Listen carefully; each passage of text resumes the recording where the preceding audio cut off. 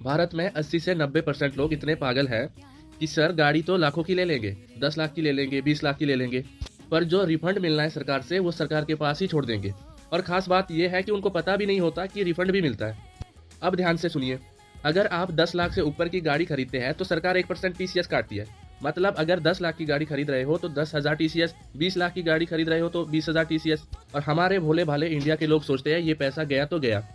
TCS का मतलब है टैक्स कलेक्टेड एट सोर्स, यानी सरकार पहले ही थोड़ा टैक्स एडवांस में ले रही है आपसे। ये पैसा आपके पैन नंबर पर जमा होता है, आपके फॉर्म 26 AS में दिखता है।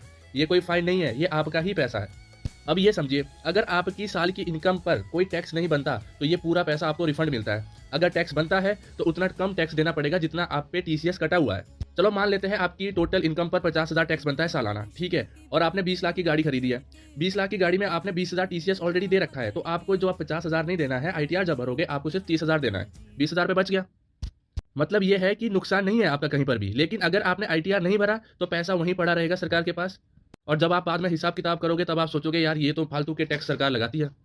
अब आपको करना क्या है, गाड़ी खरीदते समय हमेशा ध्यान रखना, जब भी आप गाड़ी खरीदो अपना पैन कार्ड देना है और डीलर से इनवॉइस लेना है। जिस भी शोरूम से आप गाड़ी खरीदो इनवॉइस लो जिसमें टीसीएस अलग दिखे, और साल खत्म होने पर आईटीआर भर लो। बस कोई अलग फॉर्म नहीं भरना है, कोई चक्कर नहीं है, सिस्टम अपने आप खुद एडजस्ट करेगा। समझदार आदमी वो नहीं है जो सिर्फ महंगी गाड़ी चलाए सर, समझदार आदमी वो है जिसे सिस्टम समझ आता है। सरकार पैसा ले रही है तो आप सिस्टम से वापस लेना सीखिए। और आप सभी को मालूम है नॉलेज ही पावर है। और हाँ, सब्सक्राइब करके जरूर जाइए, ऐसी जानकारी वाली वीडियो आपको यहाँ पर मिलती रहेगी।